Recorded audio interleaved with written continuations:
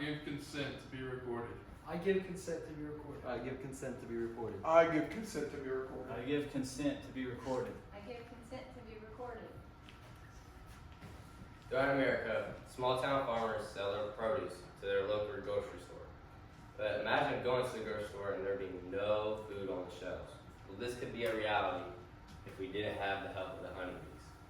Recently, me and my mom have been getting into beekeeping. She's learned a lot from reading books and going to multiple beekeeping classes.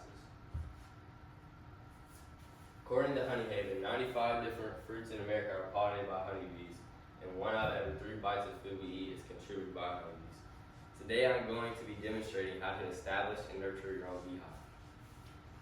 Some of the materials and equipment you're going to need is going to be a hive, bee suit, bees, veil, gloves, a hive tool, which is this, a bee feeder, a water dish, a smoker to smoke your bees, a frame grip to pull out the frames in the hive, and a bee brush to brush away all the bees.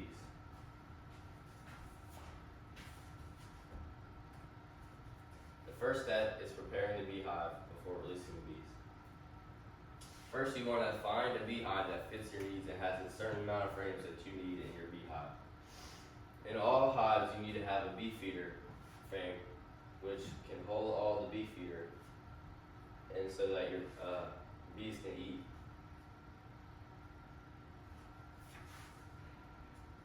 Next, you want to find a good spot away from civilization so no one can get stung and accidentally walk upon your hive. You also want to keep it elevated and make sure to spread any natural repellents to keep away pests such as ants. In this picture, in my hive, I use cinnamon as a natural repellent.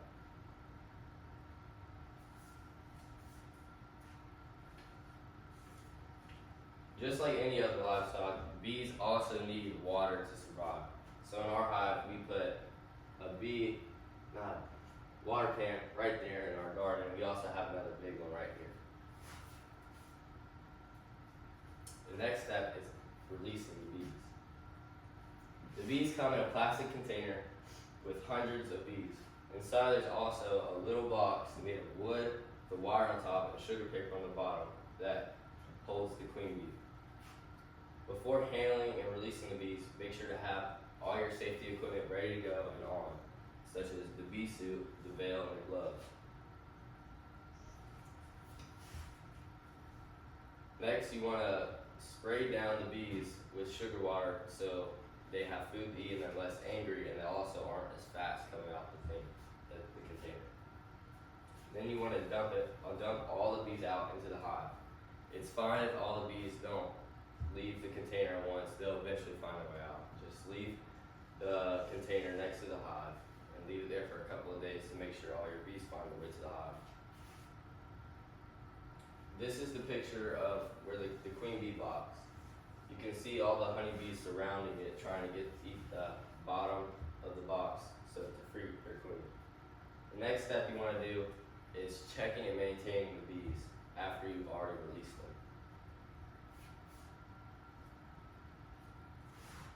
When you come to the hive, make sure to smoke the entrance so the bees aren't as aggravated that you're coming into their home. Next, you just want to lift the top up. This part is not sealed, so you will not need your hive tool for this. Then you want to smoke the bees again, because these bees we haven't smoked yet, and you don't want them to be aggravated.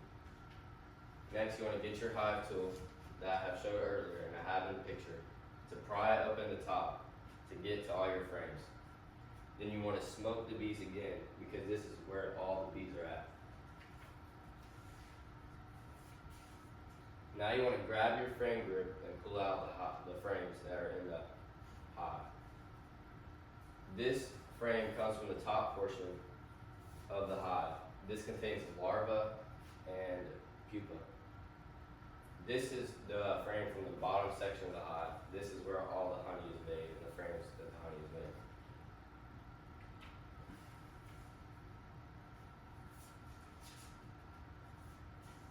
To wrap things up, having a beehive is beneficial to both your environment and your health. Now that you know how to start your own beehive, I want you to go out and start yourself to go help save the bees. These are my references. Do you have any questions? Alright, that's the end of my presentation.